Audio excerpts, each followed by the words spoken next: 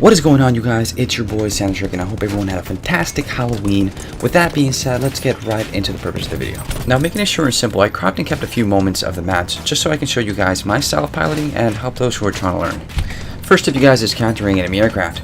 Now, in situations like these, when you are piloting by yourself and you are being tailed, you want to make sure you position your attack plane parallel to the ground with enough space ahead of you so you can jump into the gunner seat, shoot, take down the enemy, and then jump back.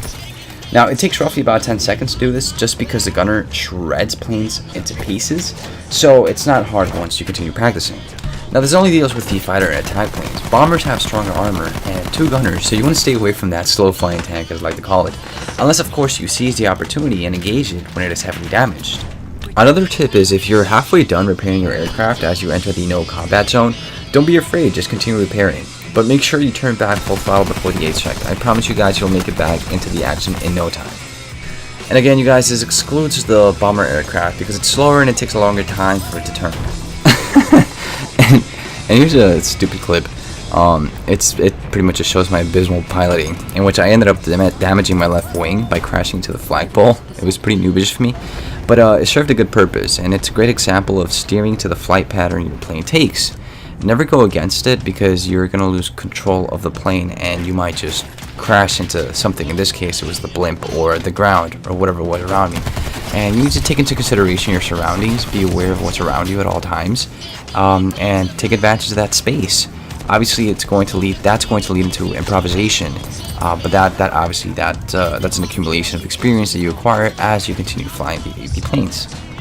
Next tip, you guys, and as you're already seeing, I do not aim down my sights. I definitely don't use the scope to my advantage. For me, at least, I see it as a disadvantage, as, you know, when the crosshairs comes up and everything else turns black, I lose track of the airplane and as to where it's going. And for me, that's a little critical because I want to know what I'm going to do after I finish taking out the enemies. Which is why when piloting, I think third person is best when you're engaging your opponents, since you're able to see everyone that's on the ground. So make sure you start your engagements at a medium range with your primary weapon, of course. Once the primary weapon runs out of gas, per se, you want to switch to your secondary bombers, and to have a second away when you're slightly above them, you want to drop it. And that'll help out clear the remaining enemies within the explosion's radius, but also make sure you drop some flares because that's going to help out your teammates see where they're located. So as far as this next tip goes, guys, a lot of people, if they end up watching this video, I know some of you guys might be saying, hey Santric, why are you not attacking the blimp? There's a big giant dildo that's aggressively attacking your teammates and you're not doing anything about it. And the reason being, guys, is that you need to prioritize in certain situations. So right now the flag is being contested extremely heavily. So I'm just trying to take out as much enemies as I can, make sure we keep the possession of the flag. But also, it kind of helps out a little bit because the blimp is not going to be attacking you at all the times, that is.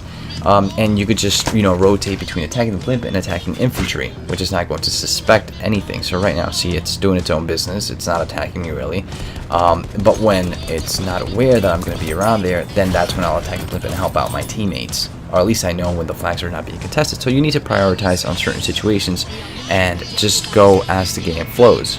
Also, guys, make sure you use throttle up and down to your advantage. If you do want to attack your opponents, slow down a little bit, get a good bird's eye view of what's happening down there, have a fixed point, go in there, attack, and get out of there.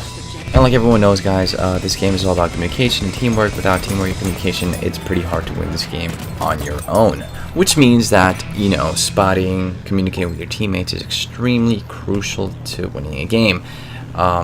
You're not going to be able to take out AAs on your own. They either need to be shooting at somebody else, because if they are shooting at you, you're just going to get mauled down too fast. But definitely take advantage if the AAs are shooting at somebody else, if they're shooting at a blimp or another a teammate aircraft. That is the time where you want to try to get near. As you see in this video right here, the AA shooting at the blimp, and I'm trying to take it down. I don't think I succeeded. I definitely did some damage to the vehicle, but you're able to take down the AAs as well with the aircraft. Alright, guys, so that concludes our video. I hope you learned something new. Maybe it inspired you to try the piloting class in Battlefield 1. It was extremely fun. 117-6, I think that was the final score. Leave a like, comment, and subscribe for some more videos. I'll definitely be posting at least 2 a week. You know, if you have any requests, mention them in the comment section below. I will address them in other videos accordingly. Spread the peace and love, guys, and I will see you guys in the next video. Santric out.